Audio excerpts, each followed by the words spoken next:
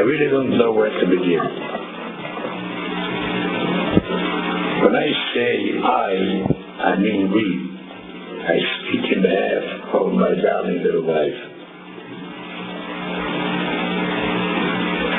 We received a tape together with your 14-page letter, which will really be a dissertation. And if you bring it into the Dove Grammar School, you may get an MA. Thank you very much for your information. You received through Larry Waxman. Oh, I did not see Larry because we were away to that evening. But we will try to see him wherever he may be. Now, this tape may not be in stock order. That is, I may not answer your questions as they came in. That is, Rishon, Belach, and Nachman. It will be a little bit confused, just as I am. Now, first of all, let me speak to Lina and Avi. We enjoyed very much your little conversation and the tape. Especially Penina, you are an outstanding student.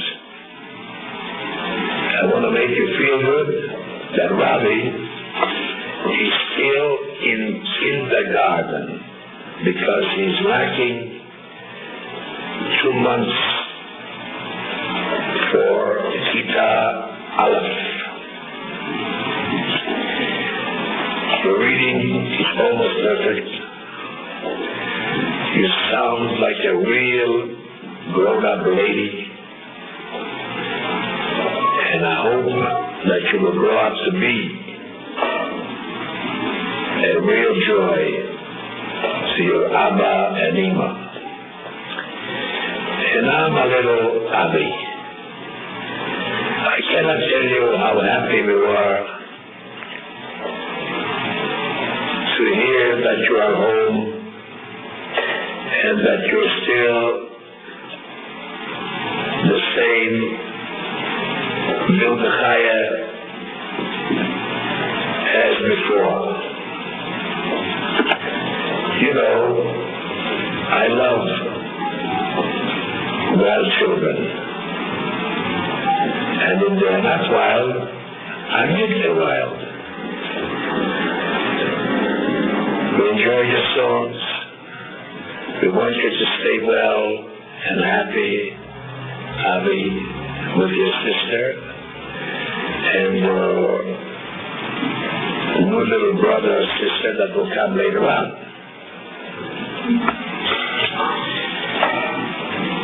We hope to be in touch with you again, make another date, and tell us all your chachmas, tell us what you're studying in school, because we are very, very much interested. And now, my dear friends, as I said before, I don't know where to begin. When we came to Israel in July, as I have written to you before, we went through a whole bunch of bureaucracy until we settled in our apartment. But thank God, everything turned out well. Until, of course, the war came upon us. To tell you about the war, well, I'm sure you know more about it than we do. Because we were not told ever everything that is happening. And we were fed government-controlled information. The only real information we got was when we read the news from the United States. But thank God, even though we lost so many precious lives, we actually can say that we won the war. Because we are on their side, we are in Goshen, we are near Damascus, but we had to pay a big price. Now, with the disengagement policy, we are open to work, and the normal life will once again begin in Israel. Right now, I'm sure you know, most big cities are like ghost towns. Everything's practically at a standstill. Most of the boys and men are on the fronts. Transportation is curtailed. We are 8 o'clock, we have to be home because the buses stop running. By the way, I hope to get a car by the end of the month and start paying $2 a gallon of gas. Actually, today it's $1.73. But they say to reach a $2 gallon mark. But since I ordered the car, there's nothing that I can do about it. Had I known before that this would happen, I would never order a car. Because to go to Tel Aviv, it'll cost me $8. Now, I am going off my topic. As I said, I have your letter for your dissertation. And actually, I should really read it over again to answer you properly.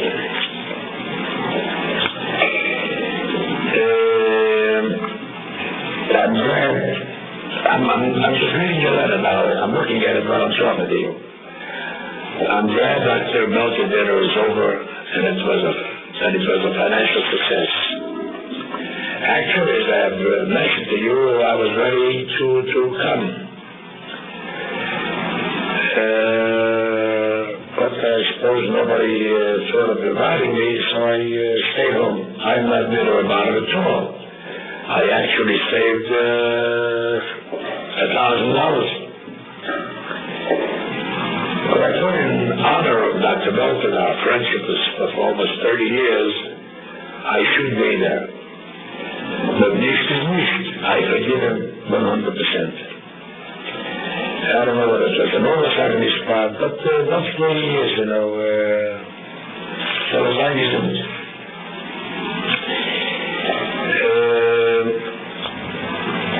I'm glad you stuck up for me while seeing Dr. Belton.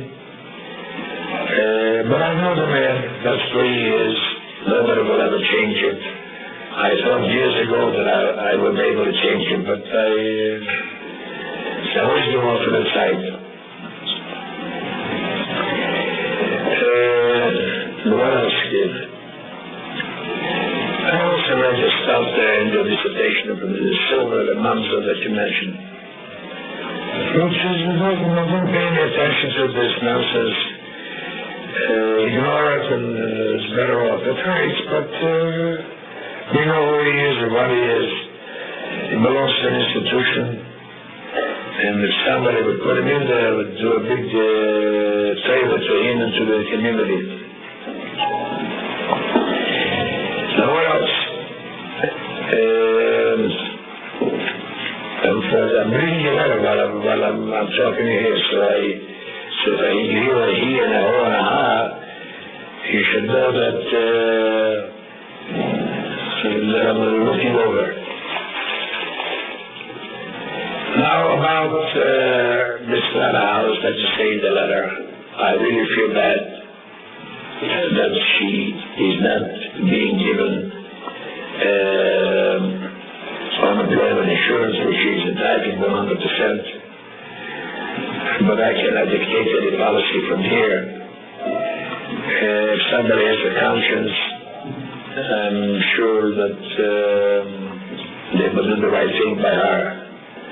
She's a lonely person in the United States, and I know that she cannot travel. She's not a subway traveler, and never cannot accept anything. She gets sick on the subway. While a porter is being fired, he gets unemployment insurance. I can't see any reason why she shouldn't get it. But as I said, I can't do anything about it. Now, about Lionel. Lionel is a problem for himself. What can I tell you? He is requesting 5 months vacation. So I have also requested 9 years vacations. And the answer that I got, who told you not to take any vacations? You should have told him. You want to be a good guy. You have to pay for it. I don't think it should be applied the same way to Lionel. Try to talk to him and make a deal with him. Not 5 months. Give him a little less. But I actually don't remember if that's 5 months or not. Maybe less. Because I used to go to school in the summertime on the chasm of the yeshiva, or take off occasionally to go to school on the chasm of the yeshiva, which I overlooked. But I would like to see him finish school, and I always told him that the only way you'll get ahead of this world is by getting a degree. And without a degree, he's not worth anything. So you see what you can do, you know. I wish I could help you. Now, the other problem that you asked me is about the bill for $300 for the yearbook. I always keep back some money in case the children, the boys, have a problem, or a taina, or a tzviya against the company. I hold back some money and make it good, ask them to make it good. This should really be paid because it was held back, and since the boys did not complain to me, and they should get paid. Now, as for Tzvi moving into my office, I'm going to wish them all the best. And they enjoy it as much as I did. I really did enjoy that little suite of offices there. And I wish them all good luck. Don't forget to collect your rent, because when I left, they still owed me some money, or the yeshiva. As for Sarah, I want to thank you very much for being nice to Mr. Shapiro. I don't need to tell you who she is, or what she is, her temperament, her problems. And I would give you a degree in therapy. And I would like to call you Dr. Blazer for your accomplishments, not only with her, but also with Lionel. So thanks again for straightening her out.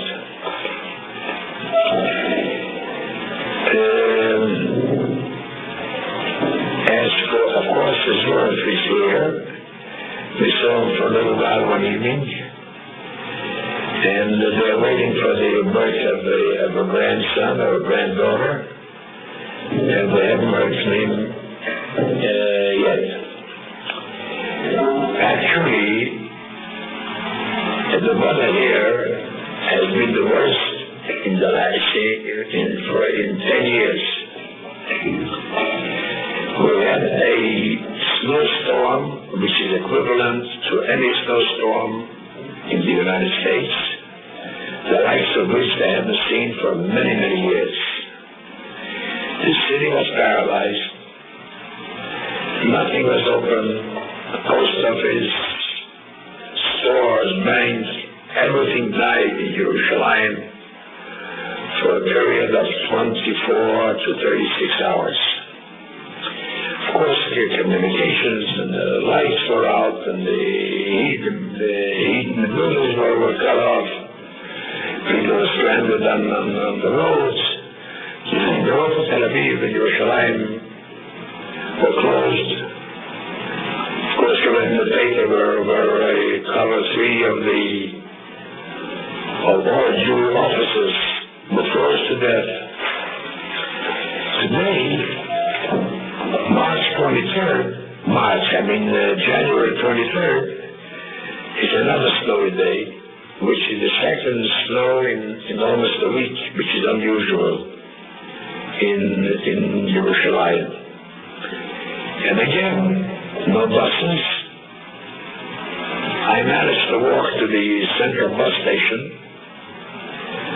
and to buy a paper and grab something to the city, and I came back very, very tired and with a big appetite. By the way, I want to tell you that I gained a lot of weight, and I'm going to look like a doll pretty soon. Now let's go back to your letter. Now the student fund, I don't have to tell you what the student fund is, you know it. There's no accumulation of funds. I pay bills with that fund. I pay bus transportation for children, buses for games, money for renting halls for the boys and for the girls, and for a variety of items, with my mishigas that I had over there. Now there was an accumulation of about $11,000. Certainly does not belong in the general fund. I know the feeling of Dr. Sokol. He's hard-pressed. He needs the money. He needs every dollar. And I am always to help him to lessen his burden and the burden of the yeshiva. But this particular money or fund does not belong there. It's actually a drop in the bucket. Of course, I cannot tell you what to do with it. I am no longer in the picture. The president of Brooklyn has left the country. But I would like to see that you use it for the students, exclusively for the students, boys and girls, in every way that they need it. But if it doesn't want to do it, Sheldon, I would agree that you put it into the Samuel Levine Enrichment Fund or Trust Fund or whatever fund that you call it. But certainly not into the general fund where nothing will happen to it. So once again, I rely on you and Sheldon to make the proper arrangements. Now, by the way, you can tell Sheldon that I did not get any mail from him for quite some time.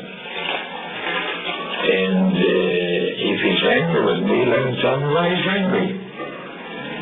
But not to ignore my mail. As a matter of fact, his children wrote to me once, and I answered them,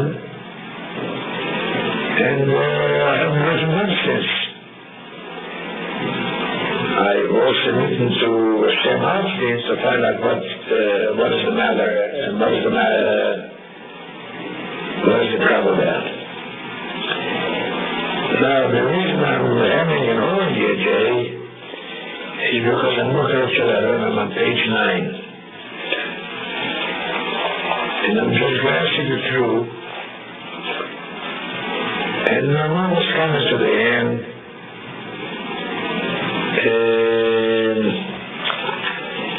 I really do hope that you get somebody in Brooklyn that will be able to take care of the whole place properly so that you won't have to run out and back, that you should be able to come in once a month to get a report, and that will be enough. But of course it's hard to find a person like that who will be, the place all day almost. But I hope you find one. I think you undertook much too much. And I want to wish you strength and vigor of mind so that you may continue your noble work for Yeshiva University. I'm on page 11 now.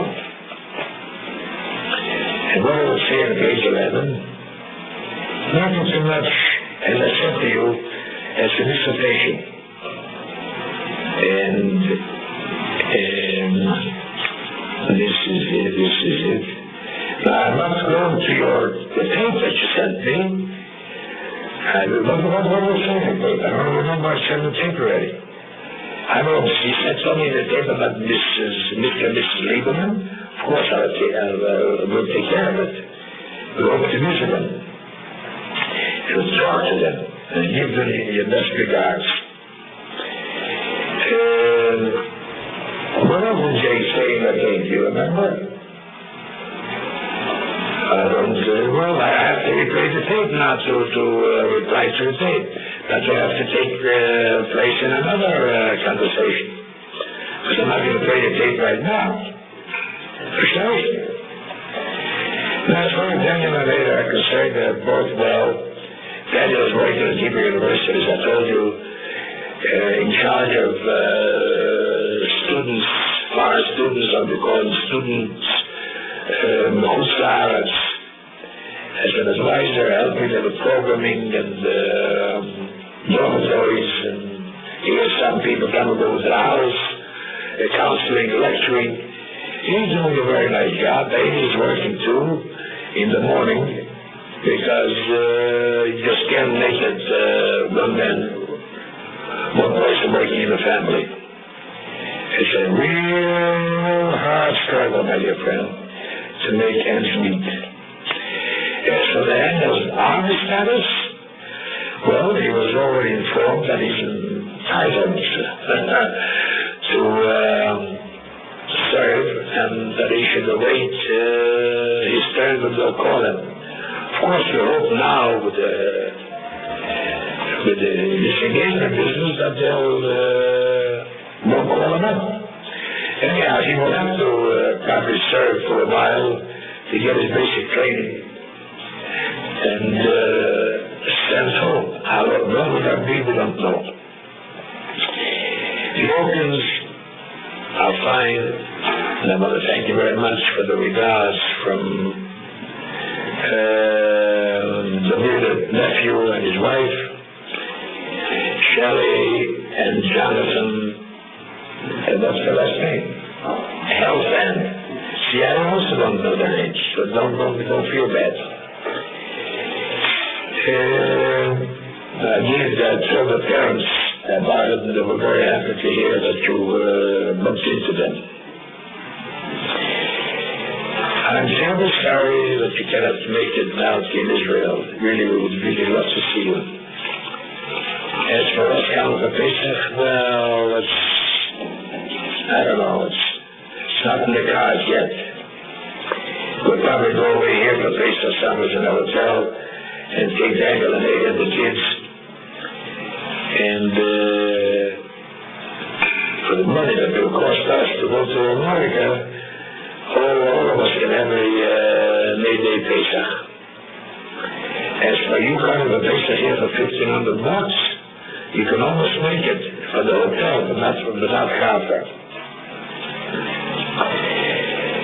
Now I am here at the end of your letter, and I give you an A+ for your dissertation, Jay. Now let me go back to your kids. Honestly, we really missed them, and we were happy to hear Pernilla and Avi on the tape. It gives you a feeling, a little, I don't know how to call it, a real nachas and a real simcha. We feel very, very close to you, both of you, I'm sure you know that. And really, I can say, it's not only that you're considering your friends, but as actual children. Because you two are the only ones really that are keeping very close touch with us constantly. And of course we have the very close to Dave and Lee Weinbach. We love them too. I'll speak to them on the other side of the tape if there's any room left, and express our appreciation to them. We're also happy to hear that your folks are well, because in most of your letters that you have written to us, you never mentioned anything about them.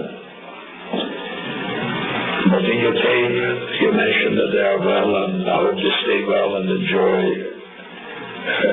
their retirement. That is, your parents, Jay, Claire's parents, let them keep on working in Gesundheit. And by the way, Claire, what's happening to your brother? Is he getting married? If he has any problems, there are plenty of women here in Israel that are looking hard. And for a small fee, we'll take care of him. Just let him come over. Yes, and we'll take care of him. Now, where do we go from here? Just a minute. There's something in the beginning. I'll be jumping from one subject to the other. Let me tell you something about our own. We have a very lovely apartment in the Jewish neighborhood, very religious neighborhood. Of course, we have a lot of problems. The elevator breaks down every day, especially on Shabbos. We have to walk up. We're on the 6th floor. It's actually 8 floors, because the bottom 2 floors are also steps that you have to go up. And for me, it's not so lonely. We tried to sell the apartment, but my dear little wife didn't want to. You know, she's like a Laura McLean. Once she settles, she likes to settle, she likes to stay put. Well, I am the moving type, you know, I can't sit in one place too long. So we have the 2 bedrooms, a library, a living room, a dining room combination, a small kitchen, a sukkah, and a front merpeset porch. It's a very nice apartment. But the neighborhood is not the type of neighborhood that I would like to stay the rest of my life. The wonderful people, American people, many American people in our building. But you know, it's a shaded town, and Rose is not a shaded girl. Of course, slacks is out of the question, you know. Skirts have to be a certain length, you know. All the rules is not conforming to the rules and regulations of the community by not wearing the shadel, and the skirts are not so long. Well, nobody told her or rebuked her about it. And we do whatever we want, you know. We do our own thing. But we'll see. Maybe some sucker would want to buy it for the right price. Maybe we'll sell. But so we're reading your name again. It shouldn't be silent. I don't declare anything out. Listen, where did I end in the first part? I think I know what I'll do. I'll stop right here, and I'll give Rose a chance to say a few words to you and to the rest of the bunch there. So hold on. Wait a minute. I'm going to call Rose. Take it easy. Right. Dear Jay and Claire and little Kitty, to tell you that we miss you is to put it mildly. And I want to thank you very much for all your letters that keep us informed about things that are happening in America and with you in particular. Of course, we were very, very sorry to hear about Avi's illness and grateful for his complete recovery. It took a great deal of time for me to acclimate myself to living here in Israel, but I can truthfully say that I'm not sorry. We love the children, we see them quite often, and they're really a delight to us. They have their terrific moods, their ups and downs, but I think they do love their Bubby and Grady. Whenever we come, of course, we have to bring them presents, but that's true with all little children. I attend the Irpon, and I just think I'm progressing a little bit. It takes a great deal of strength to bear up with the times here in Israel now. Of course, you heard about the loss in our family and the brave little girl that is carrying on with her full responsibilities. We try to keep in touch with her, but since we don't have a car and we have to ask someone to take us out there, it is really very difficult. We would like to be a little closer to her than we are. That she'll be visiting her parents in America, and perhaps that will fortify her to a greater extent. We're worried about all the boys and girls who are on the front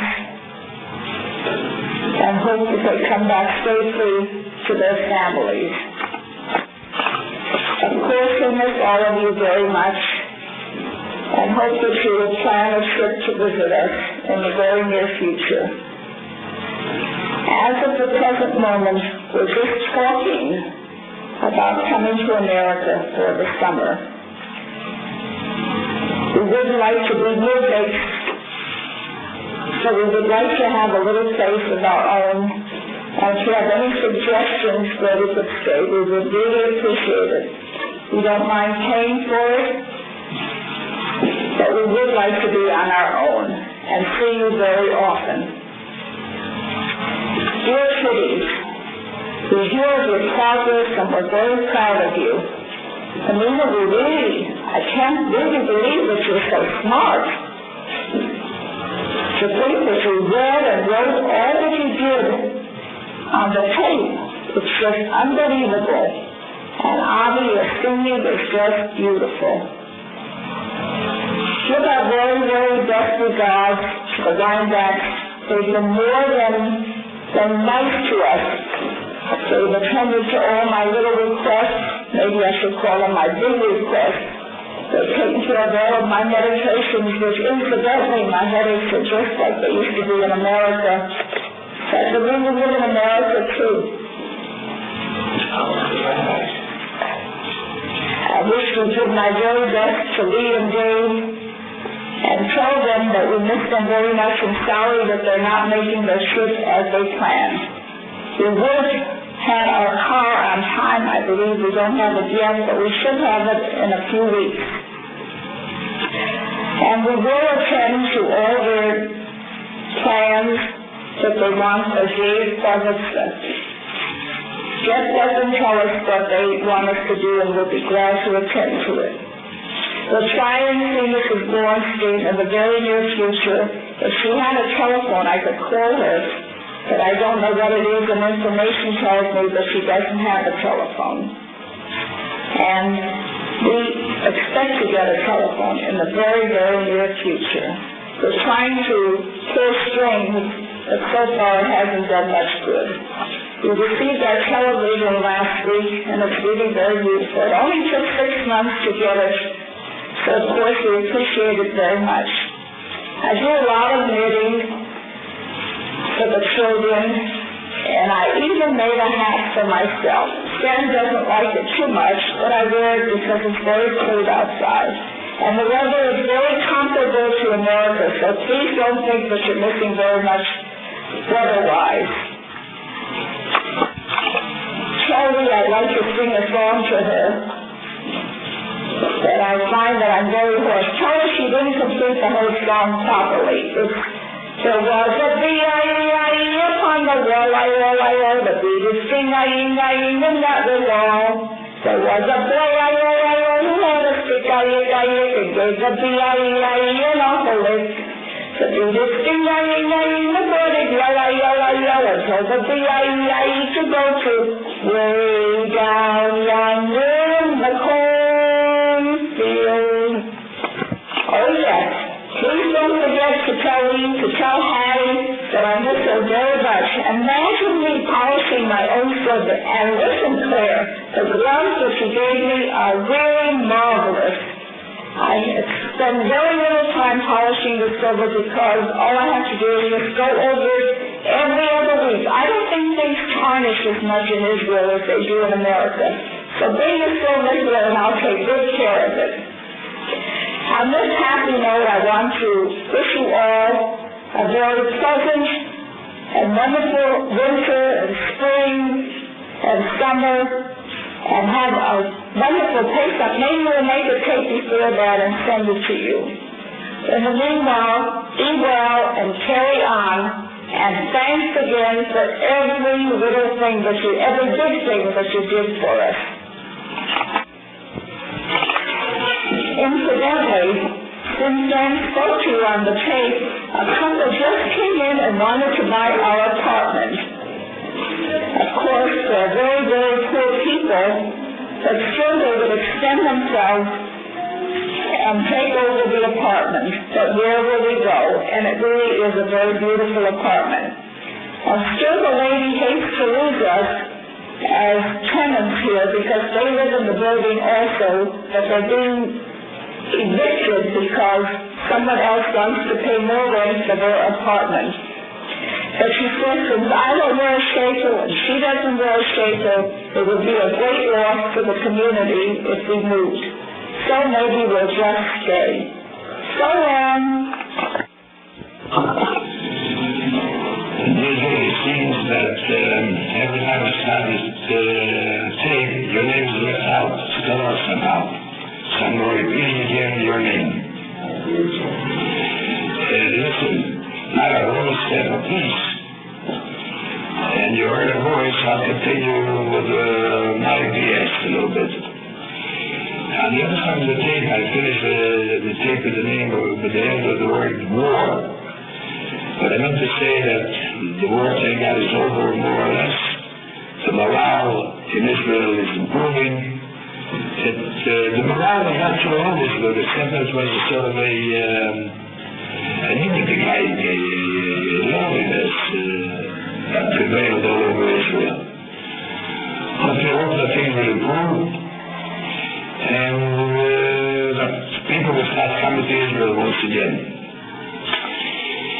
Last night, Mr. Shabbos, we went to a bar mitzvah. Everybody is more Yehuda was a mitzvah in the Central Hotel, and it seemed like a New York bar mitzvah. I met most of the for Sunday Shivas Live, Nickelodeon, and of course, Laura Vanessa over there, and Rabbi Kenda, and who else? Klondike was there. By the way, Aaron Klondike is going back to America tomorrow. And of course, Larry Maxman, who took us home from it was raining, it was a bad day. The weather will improve because Larry never had 10 days of misery as far as the weather was concerned. But he's a wonderful boy, he's a very fine boy. Now, what did I want to say to you? Oh, yes, Milty Price was there with his wife. He's also going back to America tomorrow, trying to collect some money for yeshiva that the yeshiva that he's waiting for. Probably asked you to help him out with an apartment in the yeshiva. But anyhow, I want to tell you, to tell David Lee that we're very good, and I'm really particularly sorry that they're not coming here to Israel for Pesach. We had planned really a wonderful time for them. And if you ever decide to come, we'll follow through the same plans. But we hope to see him in this during the June, July. We will spend a couple of weeks in America. And so, give our regards to everyone. To be honest with you, as I wrote you many times, we still miss the place very, very much. But it'll take time to get it out of my blood. Regards, well, I'm not going to mention the names, just everyone that is close to me, is friendly to me, that I've been friendly to them. Wish you well, and thanks a lot. Oh yes, you got a call from my mother, she's fine, and we hope to see her. We'll invite her for a weekend, or not, we'll go with her for a day, and keep her a little company. She's a very fine person. And now what I want to do is play a little song as much as the tape is left. A more song about, it's very popular here in Israel, a father singing to his daughter that this will also be the last war. Let Pnina and now we listen to it. Shalom again, thanks for everything. Hold it.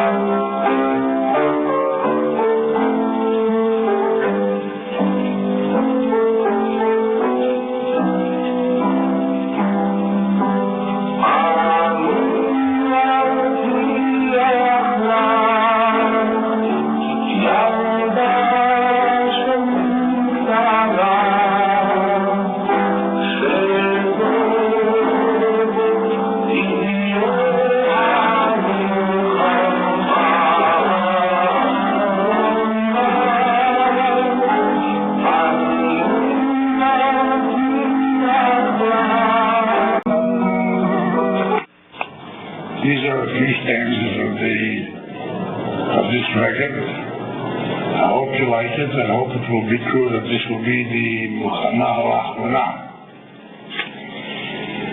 Ida and Avi, don't forget to be good children. Uncle Sam and Rose are coming, and if Abba Hima will tell us that you're good, you'll bring your presents. Now, hold it a minute. Dear David Lee, I got a report from Israel about the schools. We stopped at the hotel and we schmoozed for about an hour. And naturally I asked about you, and he told me that you're doing a very, very fine job. Coming from him, it's a very, very good compliment. And anyhow, keep us informed just the same of what's happening there. because we'd like to hear it. It brings back memories. As for your children, I hope your children will grow up to be fine Jews, and especially my good friend Jay. I'm sorry, as I mentioned before, it turns out to be very much for Pesach. The only way you can do it is to come here. And so this being this is the end of the tape, I want to close again with all our love to you, to all of you, and happy Pesach, and of course we'll be in touch with you again, try to make a tape of a letter. So keep up the good work, and shalom v'litlaot. However, I see on the tape, it says 60.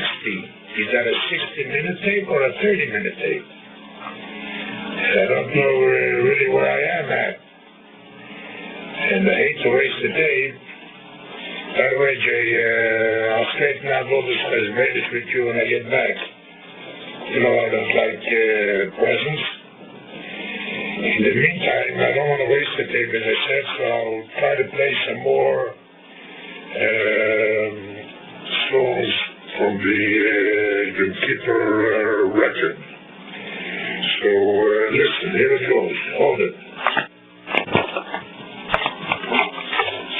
Before we play the music, I'd like to read a letter that Sam wrote to Dr. Belkin. He's too bashful to read it to you, but I'm very proud of it, and I'd like for you to hear it. This is it. Dear Dr. Belkin, as I write this letter to you on the occasion of your 30th anniversary as president of Yeshiva University, so many thoughts and reminiscences flow through my mind that I hardly know where to begin. I recall vividly the first occasion of our acquaintance, the striking impression you made upon me, and your dedication, purpose, and wholehearted devotion to a dream that year by year, step by step, you yourself made a reality.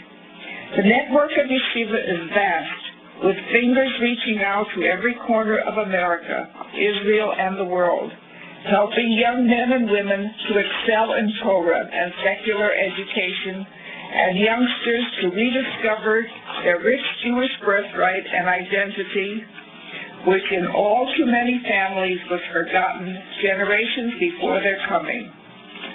Having made Aliyah myself at a time of crisis and disaster more threatening than at any time since the creation of the State of Israel, I can look with open and objective evaluation upon my 25 years of joint and loving labor in a common cause, and say that never could I have wished to join my life's work with any other personage or any other cause. I can remember sharing moments of great personal stress, of common disappointments, and mutual simchas. My quarter of a century of involvement with you, and synonymously with Yeshiva University, is both the proudest and most satisfying epic of my life. May you continue for many, many more years in your boundless energy and indefatigable enthusiasm with which you have inspired so many others to guide the unique network of Yeshiva University, the embodiment of your dream. With blessings to you and your darling and devoted wife, Abby, and family, from Rose, Daniel, and Ada, and with prayers for your health and happiness, I remain Ba'ahava Shmuel Levine, or Sam Levine. Oh,